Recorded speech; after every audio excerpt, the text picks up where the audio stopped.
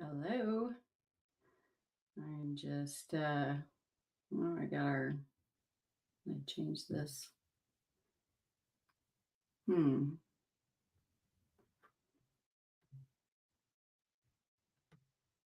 Yeah.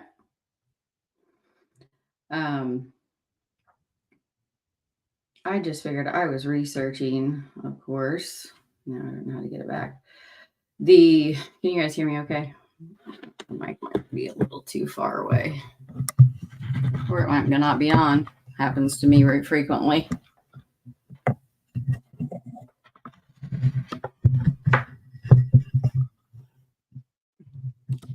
Well, probably no one's going to be here. I bet everyone has been watching trials.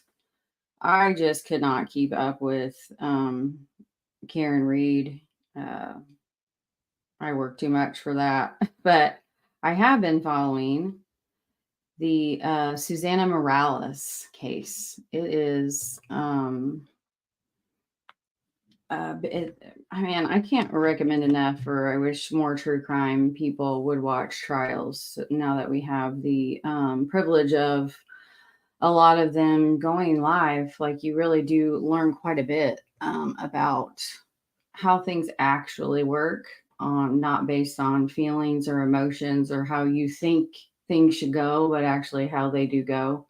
And and even just on how they call the witnesses, or the pretrial hearings, the importance of those, and like what is accomplished for in those so that a trial runs really smoothly.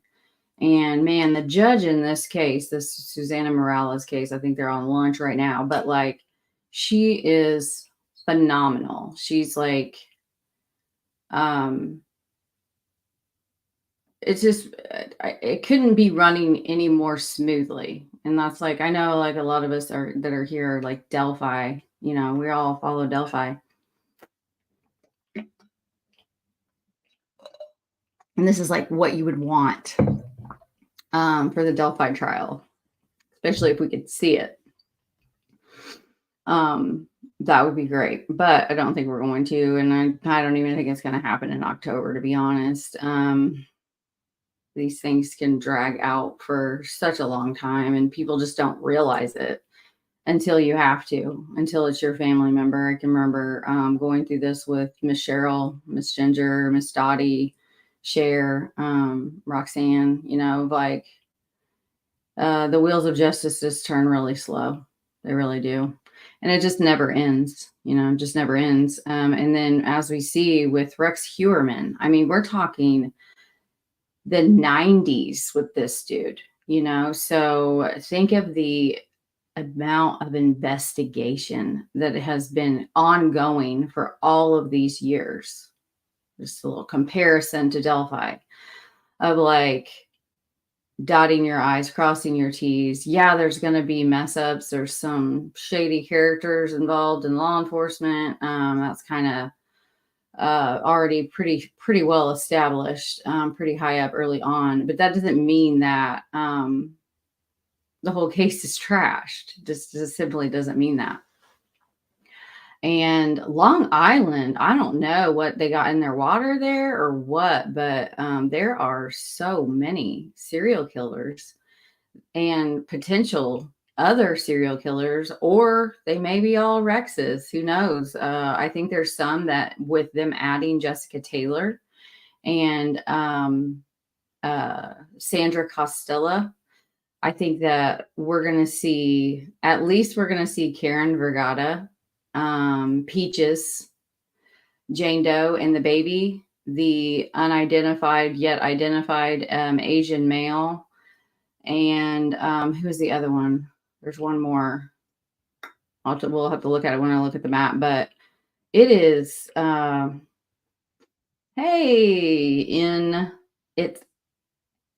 Amofo UFO, bro. Okay, listen, I'm just gonna call you bro. That's a bit of a mouthful. But there's the profile of this, because you guys know how I consume books since the 90s on the Criminal Mind. But as it's unfolding to like a serial killer in our time, this is a big one. There have been other ones, but this one is like one of the biggest ones, the longest, night, I'm guessing that they're going to find possibly even some before 1993. And there's no way like 1993 to 2003 to 2000, you know what I'm saying? Like there's some gaps that are going to end up being filled in there. And about not quite a year ago, I did a 2-part live stream on Rex Heuermann and his victims. And then I also have done my own research and just added them all to my Google Earth.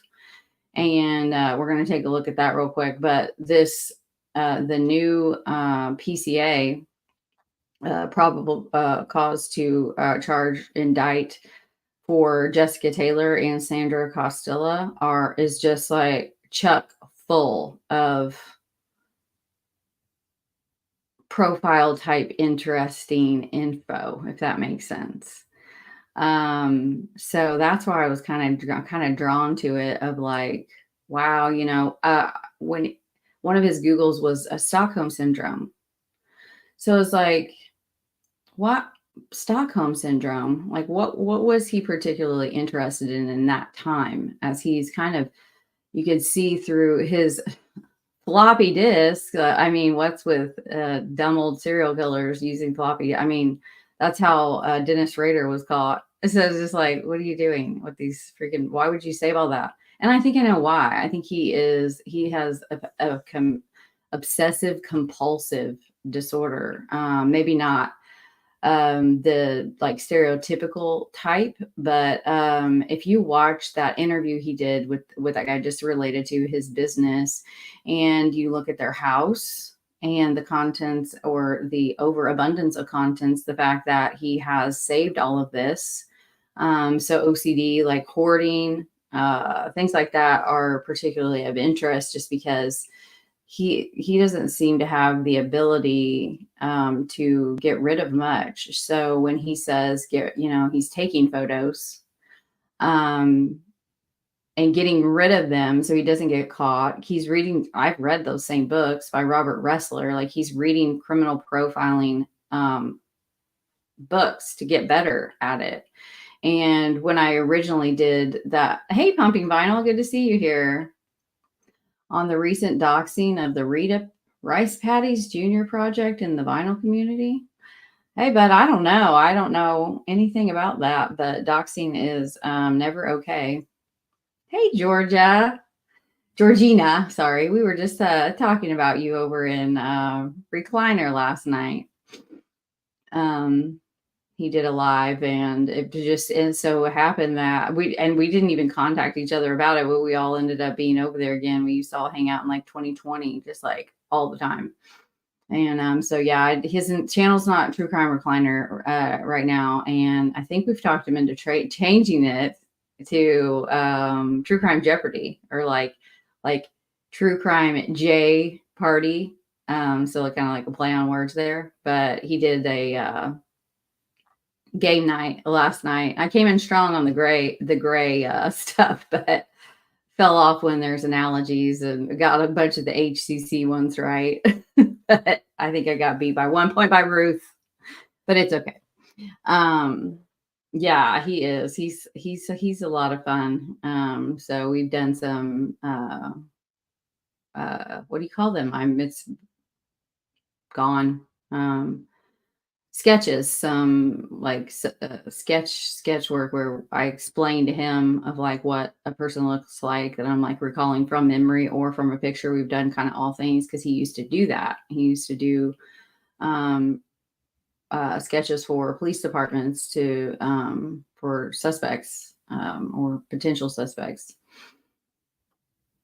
Yeah, he's fun. But so let's look at this map first.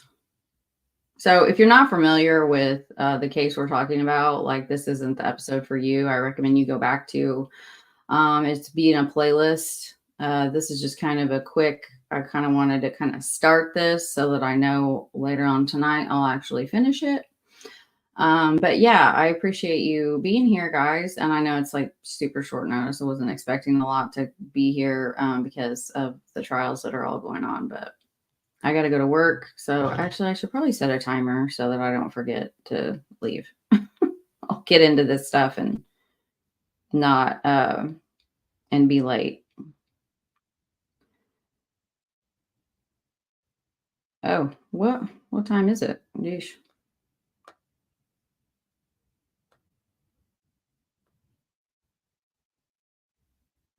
Not AM.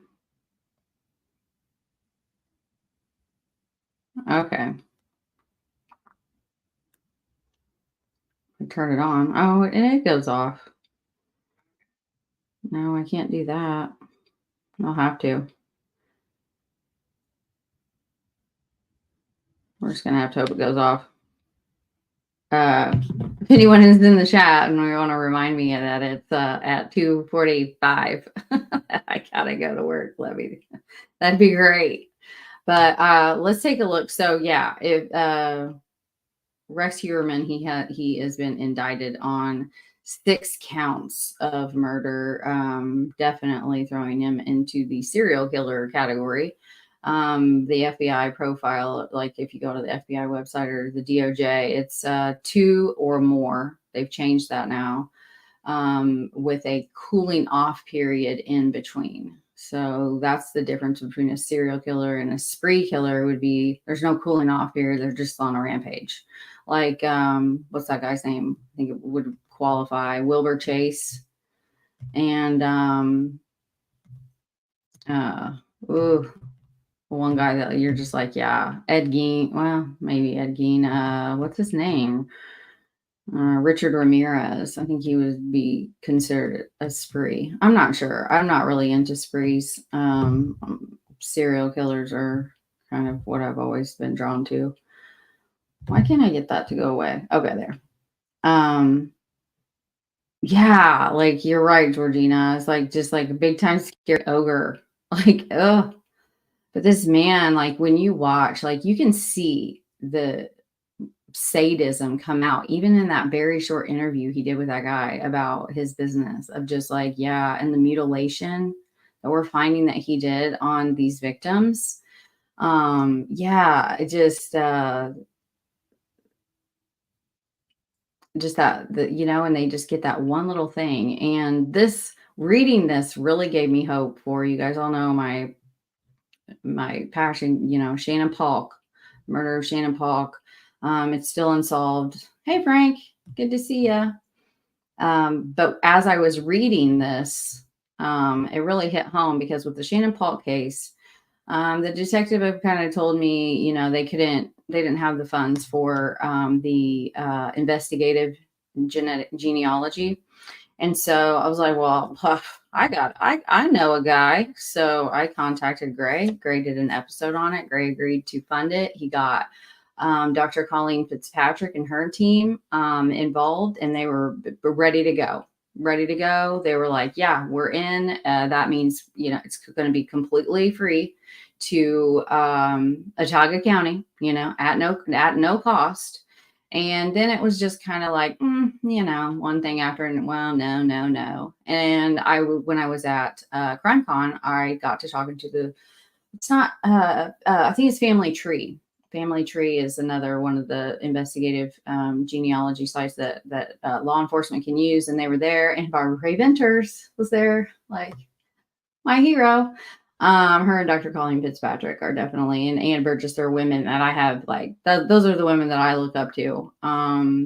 They're all a bit weird, a little bit awkward, so it totally fits, but they're just amazing human beings, and they're also highly, highly intelligent. And but yeah, so she was sitting there, and I had kind of asked them about it, and they were kind of like, what? I'm like, I don't know. It feels like a runaround, and I just don't quite understand why. I know that they have a profile that they are able to rule people out, so probably mitochondrial. But with this Rex, what I was noticing is like, yeah, they did that and that with the hairs. But then the technology is so advanced now that they were able to get, and I'll say it wrong, SRT, STR. I can never get the, because SNPs are what the, that's the genetic makeup of the genealogy, investigative genealogy. Hey, Sleuth, what's up, dude? On the Route 29 stalker, I don't even know. I've been in my own little world taking a break. But we got a Route 29 stalker. I don't know where Route 29 is, but a long time ago, I did Route 20. I found a pattern. That's what I mostly used to do when I wasn't on YouTube.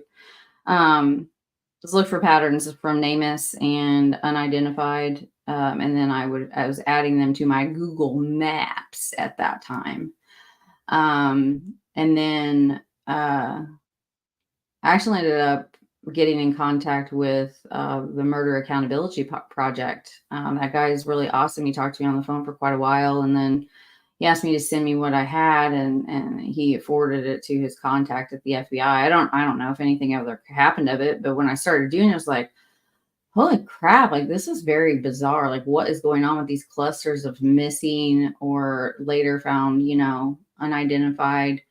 And then I kind of started to get into murders along, just like from North Carolina all the way to California. And there were clusters of victims or potential victims that, and then it ended up being there around juvenile centers. So that would probably account for some of them, probably runaways. But it's an awful lot. So it's more into, and then there was actually a bust in Tennessee, right around where I had a lot of them pinned for a sex trafficking ring. And so it was like, but yeah, so I'm definitely interested to know about this 29 stalker. I'll have to check out your videos, but I love what you're doing with the, oh my gosh, it just flew out of my mind. Maura Murray, the guy you had on the other day, that was really cool. You guys had a nice flow together. It was a good episode. I can't remember his name, but yeah, he knows a lot. I've been thinking about having Burn After Reading maybe on to do some with about Maura Murray and some of the cases that he has are his passion cases, because he knows a lot too. The dude is a phenomenal researcher. But yeah, that guy you had on was excellent. Very mindful and respectful. And yeah, it was just, you guys did a great job. All right, let's take a look at this little map I got. Like, get ready to be overwhelmed. As y'all know how I am, just can't do anything just a little bit. So I spend I would say this putting this map together probably took me like a total of, I'm going to guess around 100 hours. Not joking.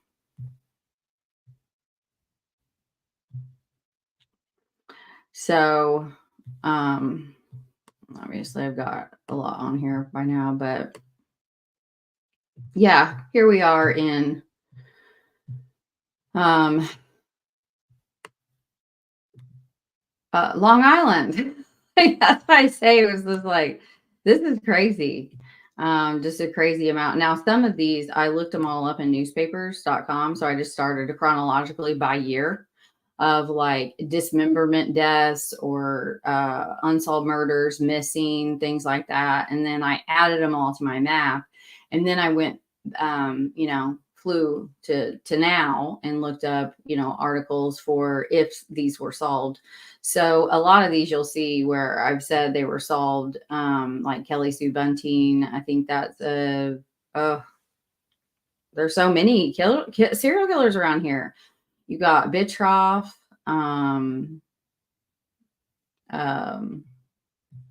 geesh. We'll just pull that up first.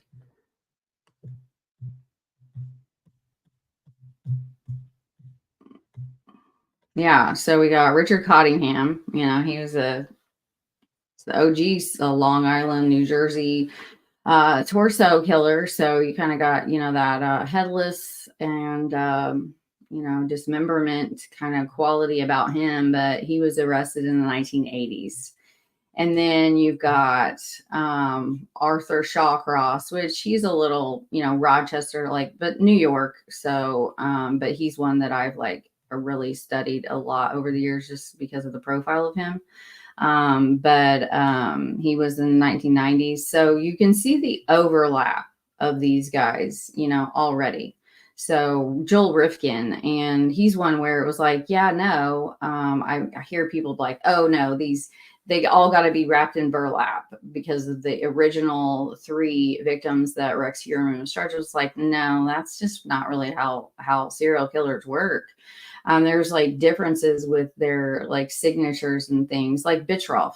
The 2 things that are in the cases that he, because Sandra Costilla was one that was kind of, they thought with the way that her body was left, and obviously in Long Island, even though there's lots of miles in between the 3 dump sites, that's what they're called, and where a suspect disposes of their victim, and usually you have an abduction site where the actual crime of murder takes place, and then where they dispose of the body. So Joel Rifkin is one, again, we got 1993. That's when he was arrested. So, and he had, but some of his first victims, and he even says this in later interviews of how he was dismembering them. And then he just was like, this is going to get me caught, I'm making a mess in my mama's house and this is going to get me caught. So he just stopped doing that. And so some of his victims they were left in completely different manners because he just was like, that just got to be too much work for me. But yeah, here's a list of his known victims. Some of them haven't even been identified yet, nor found, which is crazy. Sad. Robert Schulman is the one. That picture is so creepy, but he was arrested in 1996, 5+ victims. So he was active from 1991 to 1996. And, yeah, he dismembered all of his victims. So here again with the dismemberment, because you got, the first one, Cottingham, then, Rifkin, and Arthur Shawcross, I'm trying to, mutilated the corpses. So that's kind of a similarity, but, and obviously targeting prostitutes and homeless. They do that for a reason. And unfortunately in society, we still haven't progressed enough to put as much media coverage, as much investigative time into people with charges like that of prostitution or drug addiction. And that's exactly why these serial killers get away with it. They know that. But yeah, so some of the ones on the map could be so you'll see him a lot of his I had gone back and found, but he was just a brutal man. But yeah, you got. And then Bitroff is one. I don't have him on here. And there's one other one. I can't remember his name right now. But yeah, so you just got all these active serial killers who kind of throughout their time of being active, they were dismembering and then discarding bodies in a secondary location. So it's they're targeting prostitutes. And they're so it's there's a lot, but here's the thing with old Rex. This is what I knew they were going to link Jessica Taylor, because there's just no way. So now here's Jessica Taylor and Valerie Mack. This is Maynardville. This is where they just did the search in April of 2024. So this is where their bodies were found. Jessica Taylor's 20. Valerie Mack, same kind of body type. And you'll see that in his, in the PCA, he did that for a reason. He's a big guy, but so you've got that Jessica Taylor and he is charged now. He's been indicted for Jessica Taylor, not so far on Valerie Mack, even though she was mentioned in the PCA. But here is where their torsos And I think Jessica Taylor had said that her arms were cut off from the forearms down. And they found hairs that connected him to it on a, nuclear, SRT, every kind of way. Like there's just no getting around it that it's him. But then here's where is she on here? The other place. Yeah, like, so then you got some of her body parts being found right here. So really, I mean, come on, right here along, he has been charged with Amber Costello, Marie Brainerd Barnes, Melissa Bartholomew, Megan Waterman. Here is where the Asian known but unknown to us male doe who was wearing women's clothing. And so I think that old Rex might have got tricked, and that's why he was just kind of beat up. But his body's right here. Like, come on. And that's not an exact. I tried to do these exact, but I didn't have one for the Asian male doe. But yeah, so you got Jessica Taylor here. You've got these 4 victims all lined up in a nice little finding row. And then you have Karen Vergata and Peaches Jane Doe, and her some of her body parts have been found here, but then her child was found right here. Okay, and here's Valerie Mack. So we got these 2 Maynardville victims, and then you got Peaches child is here, and then you've got Valerie Mack or Karen Vergata and Peaches here, all right along this road that he liked to research real well. But the thing with Peaches is just like here and here. Okay. And then Shannon Gilbert, I don't know. That one is one where you're just kind of like, I don't know. It definitely doesn't fit quite any of his early MOs or MOs at all. But here's Karen Vergata. Okay, he's not charged with hers yet. She was known as Fire Island Jane Doe for a long time, and her legs were found here. I think.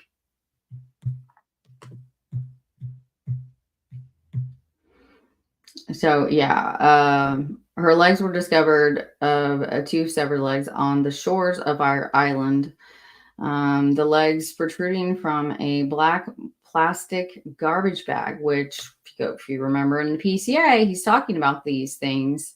This was in 1996 was when the legs were recovered. So, really kind of fits because he's charged with a 1993, and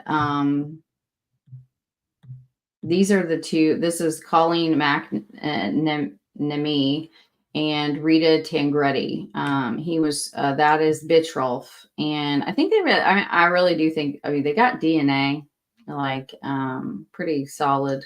They're pretty solid cases. I know I think he's appealing right now. I think I heard Sleuths talking about it.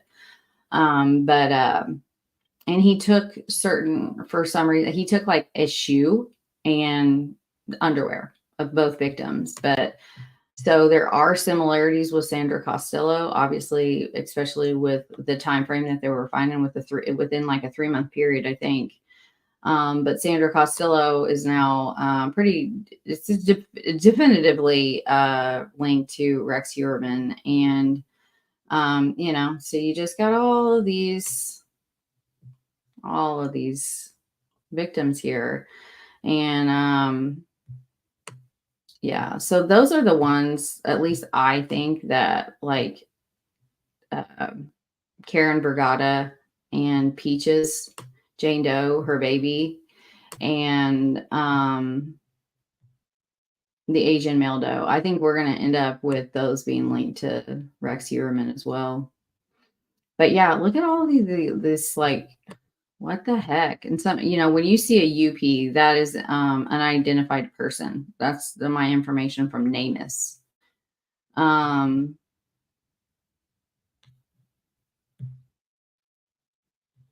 Hannah, yeah, that Hannah one, that one was one that, oh, so sad. But Tracy Collington is missing. Or Eve Brown. That was a Massapequa pregnant woman who worked at Queen's Nest. Okay, no, that one wasn't the one. Where's it?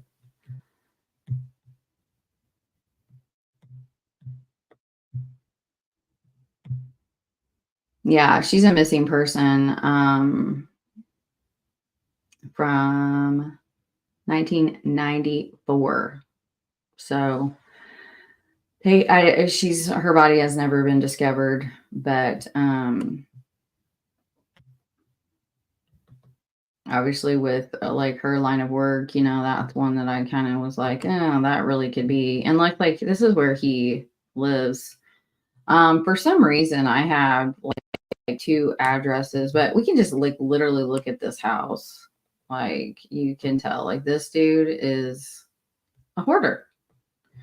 Maybe it's cleaned up a little bit more now, but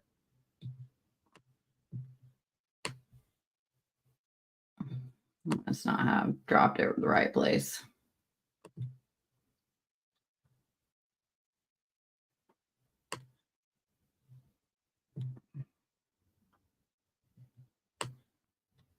Yeah. So looks a little better than the last time I was on Google Earth. But yeah, if you look at like the images and stuff, and like obviously they're finding things all the way back technologically to floppy disks. So if everyone remembers in 2005 when Raider was that's how they finally caught him, was like, if I give you a floppy disk, can you trace it back to me? He literally asked them in one of his little games he liked to play, and then he did. And that's how they caught him. So like Rex Heuermann having all these old like hard drives and floppy disks and thinking he's really deleted stuff when he hasn't, kind of shows that he isn't really able to get rid of much. So that kind of leads me to think that the potential of that he did take pictures, and I'm not sure that he has the personality type that he could actually throw those away. Now, would he be smart enough to not have them in his house? Yeah, I think so. There's Virginia. He has family in Virginia. Um, he's got family and a bunch of, he was trying to build himself a little compound over there. And I think it's in North Carolina.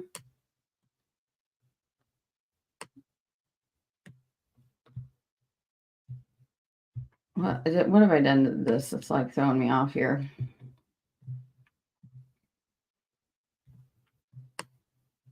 Yeah, so there's like a whole freaking he's just like bought up, and I think his brother maybe have lived there at some time, but like yeah, he's just bought up this whole little area here. And there's another lot too, like it extends. I did the property line, but I don't know, it's not on here anymore. See if it pops up over here.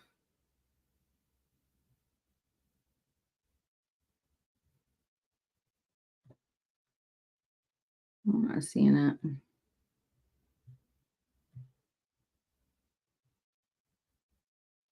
Yeah, so I think that I know they're searching those places, but his at least at the time of the in the probable like in the probable cause to charge, like his family, like an immediate relative, was living in Virginia at that time. So, and his parents were, and then where was it? Somewhere up in here where his family was living for a while. So you got to think of like all of those kind of potential places. He's got a house. Was it in Vegas? I think property. Yeah, here's some more. All these black ones are where he potential properties that he owns. So that would be what I would do. I think the other one is probably whoa. Yeah. So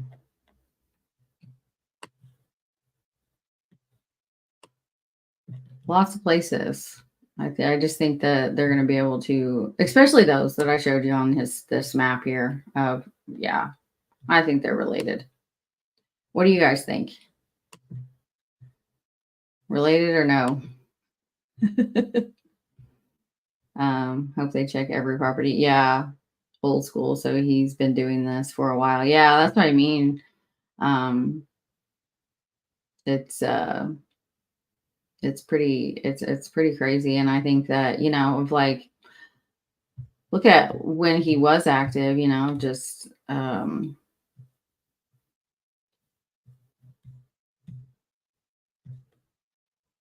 so Sandra Costilla was her body was found on November 20th of 1993. And she had appeared to have been strangled and possibly raped. There were wood chips, which was what they said was like in the papers anyway. And that's what was similar with vitriols to other victims. Lacerations, like that was mutilation. So she was found on her back with 25 sharp force injuries believed to have been imposed post-mortem. So that being post-mortem adds a whole different level of sadism and like of that, like when you're to a profile or like a BAU type profile. She was lying on her back with her arms outstretched over her head with her uncovered legs spread apart. This is just one of those things where if you study like the profiling type things in psychology, so that is like a very open displayed um body. And by spreading you're wanting to humiliate this person even in death. Like if they're found, you want them to be humiliated even to death. So it takes things to like a next level of just like psychopathy, really. So, and if you go and you look at the things he was looking up, he was wanting to know how to do all of this stuff and to do it better. So, and so her breasts were exposed, her legs were apart. Her shirt was pulled up over her head, and so yeah, her face, torso, breast, left thigh, and vaginal area were just injuries to all of those areas. And these are some of the earlier articles that I found related to her. I'm going to get into more of a deep dive maybe later on tonight. I don't know. But the Colleen McNamee was this is a vitriol. So they were found like January 20th of 1994. So like end of 93, beginning of 94, 20, same body type. Like I completely understand why they thought that these three could be related. But according to standards now, in DOJ, FBI, like vitriol would be considered a serial killer as well, even if he just did kill two women, because there was a cooling off period in between them. So Rita Tangretti, it had her early on as being lich. So I don't know. I needed to get to the bottom of what is that her? Is it a different? But it seemed by the papers to be the same person. But her, I think she was found in November of 1993. So. And it was an abandoned like housing development. She was partially buried, so that's a little bit different even from his other victim. But that was his first one, so he could have been like, yeah, I'm going to evolve from that. That was a bit too hard. I'm just going to leave that. I'm just going to leave her body somewhere, And you got to think that these guys don't have like normal minds. Like we're never going to be able to if you're not a psychopath, like you're not going to be able to speak or understand the same language. And I'm okay with that. Like that's a good thing. So when they're thinking of these, they're not people. They're just things for them to play with. Like these are the really sickest minds, the inhuman, really. This, um, the respect of other humans and that's the one thing that makes humans separate from all other, live species on the planet, and that's what makes us different is that, um, whatever you want to call it, like soul, mind, empathy, human, connection. There's just things that are innate to humans that, if you're born without it, which I don't think that is all it is. But they lack that. They don't have what you and I have. They don't. They just don't have it. They can emulate it. They can be chameleons, like tons of the serial killers before them, like Rex Heuermann. I don't think he was one like how Gary Ridgway. I mean, he emulated the ideal husband, to his, at least his second wife. I mean, he flowers, opening doors, just like portrayed this complete false identity, and Raider did that. A lot of them do that, and so it's like, but I think with Rex Heuermann, I just have a feeling that his wife isn't going to say, or his other, girlfriend or a wife before her. I don't think they're going to be like, oh yeah, he was just like, I think eventually it's going to come out. Like they're like, yeah, there were signs. And you guys all know my favorite show is Evil Lives Here. And then that they're interviewing people that, grew up with or raised, killers. And after they've committed their crime, on review, and it always pops up on the screen is like, but there were signs of just like, yeah, there were some signs, even with the most control, like with Ted Bundy, there were signs, but a lot of those you wouldn't even think of. You wouldn't think to like, oh yeah, like that should have been a clue. You wouldn't think it was a clue that they were a serial killer.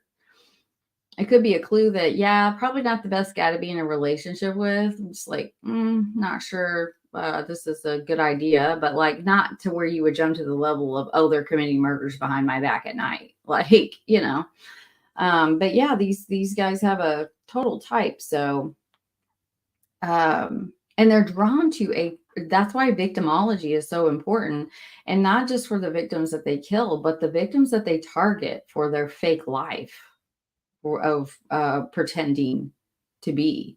If you look at the victimology of some of these, which we did on here a long time ago, of serial killers' loved ones, their spouses, their partners, their girlfriends, there is a type that they're drawn to, and that type for me is recognizing it, and like for the victims for domestic violence, they target a certain type of woman, and then they build their false self around that, and it helps them to get away with. I don't think his family or his wife or any of his wives have been involved at all. Obviously, being able to link as many as they have been able to link to Rex Heuermann while his family was on vacation, that's telling of his MO. Like, yay, my family's out of town. He probably facilitated that. If they think back, he probably encouraged that and probably was going to go.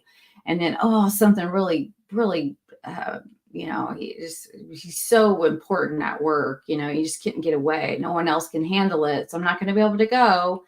And then he ends up getting the house to himself, and obviously he had things built, just a whole little torture chamber down there. It's like Dexter, even when they're explaining the next time, instead of gonna put, what was it, instead of using tape for his basically like kill room that was all plasticed off, like he was going to use push pins, or something like that. It's just like, Yeah, like he is, there's just no way there you go from 1993 to 2003. No, no. So we're gonna find more. But so yeah, with the Bitroff, like I think he can try, but yeah, I don't think he's gonna be blaming these on old Rex. It was a unique piece of clothing he took, and then later I found out it was one shoe and underwear. So with Jessica Taylor, she was 20, total the same body type. She disappeared on July 26th of 2003. Her body was found off Halsey Manor Road along with Valerie Mack. Just remember that location. Um, so she was lying on top of a plastic like sheet, which I don't remember what I wrote there, but torso and legs were folded. That's what one report said. So I don't know. The killer repeatedly cut off her tattoo. So he's like basically trying to remove anything identifying. And he even like you find that information that was a part of what he set out to do. Like he took notes on his computer to do it this way. You know, don't leave anything that would identify them. Make it really hard for them to connect them. Look out for cameras. Make sure you do this. Make sure you do that. Fingerprints inside of gloves. Like this guy was pretty meticulous. Like he's actually a lot like Baumeister, if you think about it. Like Herb Baumeister was I think I even named the series I did on him Meticulously Sloppy. So he was like a complete oxymoron of like the dichotomies of him, but he was like really meticulous, but he was like such a hoarder. So it's a kind of the same thing with Rex Heuermann, to where they have this, they just look a mess. They look a mess, but there's aspects of them that they're so that's why I think it's like that obsessive compulsive disorder. So a lot of people, they have this image of like someone with OCD and everything is just like all, everything is clean and everything is organized. And well, with some, that is the thing, but not all. So hoarding is a compulsion. It's an obsessive compulsion. But there's a formula to what would look like to us as madness of just like that house was so full.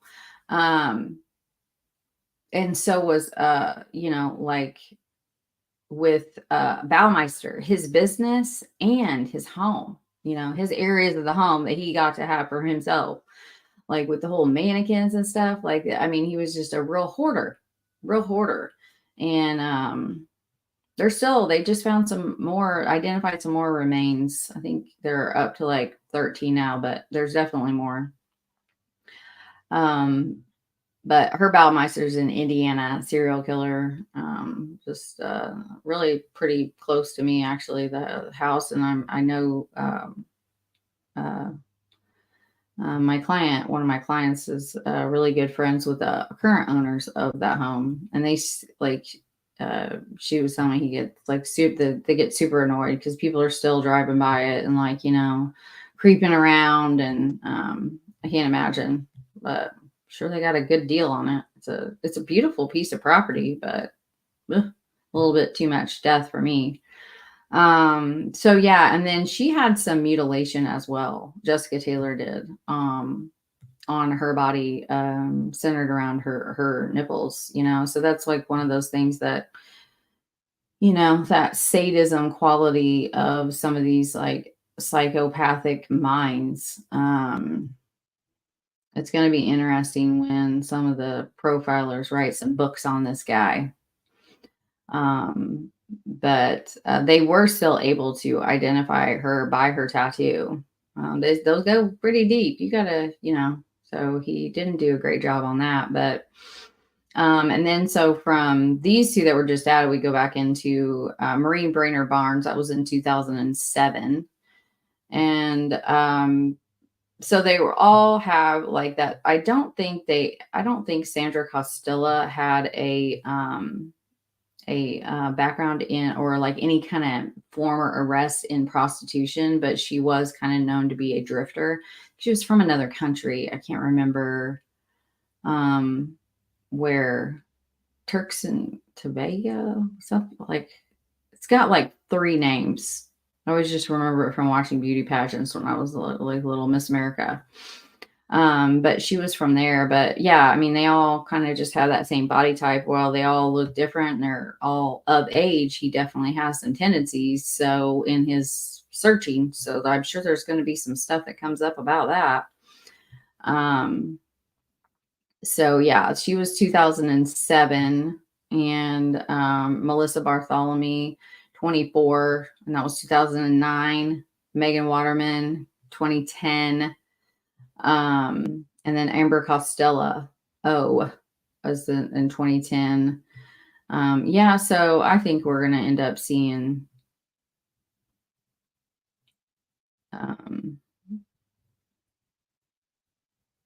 links to victims and wrecks. Victims each appear to have been placed in close proximity to one another, and that's pretty kind of crazy. That meticulously like sloppy, 22 to 33 feet from the edge of the parkway. Like, I mean, it's pretty crazy. The original 3 that were linked to him, and I think that Jessica Taylor, it said that her remains that were found on right there at Gilgo Beach was 50 feet from the same side of the road. There were petite females, approximately 22 to 27, believed to be working as sex workers. All had missing clothing and personal possessions, and all had been killed by homicide. All had contact shortly before their disappearance with a person using a burner cell phone, which now we're finding out like he freaking kept them. Crazy. But I think it's a part of that obsessive compulsion. Like, they cannot help but to keep stuff. So it's kind of crazy. So yeah, I'll want to dig a little deeper into some of the I want to go over the new this to really kind of jump into some of these things of where was the one that had Stockholm syndrome in it? Like, what page of this long thing was that? That kind of made me, that one was kind of like, ooh, I want to like, wonder why, because that's like a different type of, your plan when you're, in my mind, other than maybe it just came up and he wanted to know what it was, or maybe he was thinking that like, maybe that's what he intended, what he intended to do with his wife or children, is to create that Stockholm syndrome type mentality. To where no matter what, like, that's, I just thought it was interesting to kind of see of like what that could, but yeah, just like all these lists he's making, like it, to him, this is just, this could be in a grocery store thing. He's just, not a normal minded person. Ah! All right, well, it's time for me to go. That scared the crap out of me. But yeah, I don't know where it was, but we'll get into it later on. Yeah, so here it's like he had, I think it was one of Robert Ressler's books, it's like, got to destroy this book and these computer files. But obviously he couldn't or he didn't. He thought he had, but he didn't. But some of them you're just like, yeah, when you have this much, like, but he's thinking of these things. Dispose of box of plastic bags. So that's why I was like, Karen Vergata. That's why I think he's eventually going to be connected to her. Anything that touched the target. So he's got a name for them, like Target One. Just like a lot. That's why I was like, it's like freaking Dexter up in here. Next time,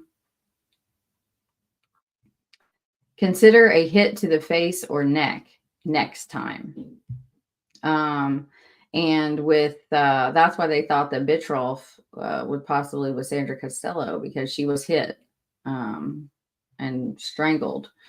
But yeah, like, look at all this stuff. You're just like, use push pins to hang drop cloths from ceiling, not tape. So this is like, how can I become better at what I'm doing? Um, so sound travels. So make sure, because he's was torturing them. It's part of his MO is the torture part. That's what he gets off on. Get good sleep so you're not tired and you can prolong the suffering of these women. Just a real sick fork. Use heavier rope. So the thinner rope broke. It's just like, good God. Recon for vid cams in pickup area next time. I mean, just a lot. See this right here. Spur of the moment, cover, Stockholm syndrome. The more you do, the more clues you give. This is the stuff that was on from the Mindhunter book, which is a really good book, by the way. But I hate that, and that wasn't Robert Russell. It was John Douglas, who was also one of the OG BAU profilers. John Douglas, Robert Ressler, and Ann Burgess. So look at the painting. So that's a reference in, if you've read Mindhunter, it references that quite a bit. And then what, why, who, that's another profiling thing, so I'm sure he was wanting to like organize, disorganize. Those were coined terms by the OG BAU. These things that he's got the pages of like what he wants to remember. But yeah, it's pretty crazy.